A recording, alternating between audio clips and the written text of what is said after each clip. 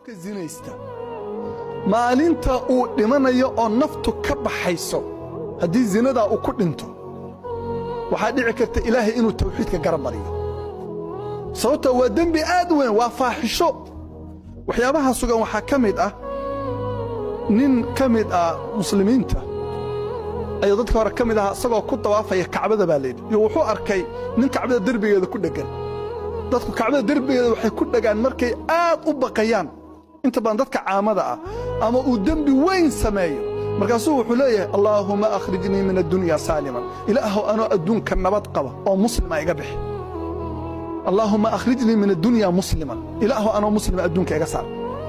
maanta intaasuu ku celcelinaya ilaahayow anoo muslima adduunka iga saar markaasuu waniyo maxaa kugu dhacay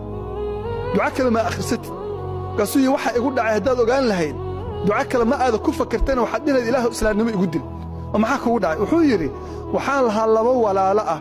oo labaduba masaajid ka aadaamaan midkood baa wuxuu aadaamayay intaas oo sano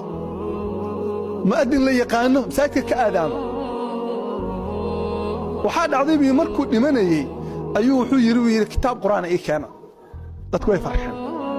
maasha allah malaha qur'aan buu akhrin doonaa markii loo dhiibo intuu kitaabkii saas u qabtay buu wuxuu yidhi ogaada kan iyo waxa ku qoran waan ka gaaloobay ma aaminsani saacaddaa laga bilaabo markii hore kaana yusalli binnaas wuu aadaami jiray dadku tujin jiray qur'aan buu akhrin jiray waan ka gaaloobay dadkii dhan way ooyeen wuxuu yidhi walaalkaygii kale oo asna masaajidka kale aadaami jiray oo booskii galay baa markuu dhimanayay sidoo kale yidhi arrintii aan baarray buu waxaan ogaanay bii labadaas walaalood waxay ku imtixaanaayeen buu yidhi dumarka iyo cawradooda baa lagu imtixaamo ma joojin karaan waa ragga hadda dhallinyarada ah oo maanta oo dhan naaqaawan inuu